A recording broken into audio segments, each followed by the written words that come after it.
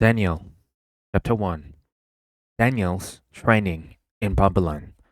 In the third year of the reign of Joachim, king of Judah, Nebuchadnezzar, king of Babylon, came to Jerusalem and besieged it. And the Lord delivered Joachim, king of Judah, into his hand, along with some of the articles from the temple of God. These he carried off to the temple of his gods in Babylonia, and put in the treasure house of his gods.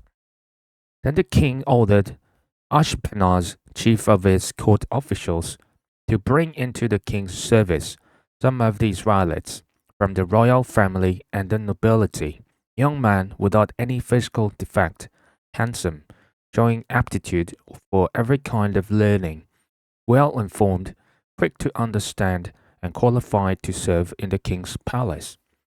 He was to teach them the language and literature of the Babylonians. The king assigned them a daily amount of food and wine from the king's table. They were to be trained for 3 years, and after that they were to enter the king's service.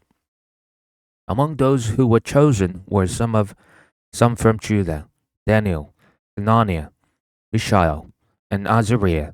The chief official gave them new names: to Daniel, the name Belshazzar; to Hananiah, Shadrach; to Mishael, Meshach; and to Azariah, Abednego. But Daniel resolved not to defile himself with the royal food and wine, and he asked the chief official for permission not to defile himself this way. Now God had caused the official to show favor and compassion to Daniel.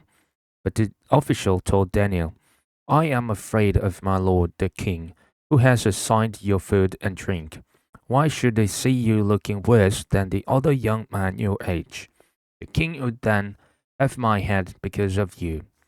Daniel then said to the God, whom the chief official had appointed over Daniel, Hananiah, Mishael, and Azariah, "Please test your servants for 10 days. Give us nothing but vegetables to eat and water to drink, and compare our appearance with that of the young men who eat the royal food, and treat your servants in accordance with what you see."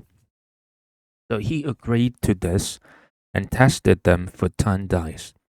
At the end of the 10 days, they looked healthier and better nourished than any of the young men who ate the royal food.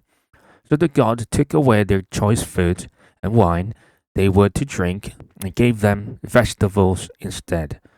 To these 4 young men, God gave knowledge and understanding of all kinds of literature and learning.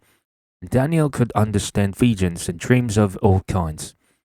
At the end of the time set by the king to bring them into his service, the chief official presented them to Nebuchadnezzar. The king talked with them, and he found none equal to Daniel, Hananiah, Mishael, and Azariah. So they entered the king's service. In every matter of wisdom and understanding about which the king questioned them, he found them 10 times better than all the magicians and enchanters in his whole kingdom. And Daniel remained there until the first year of King Cyrus.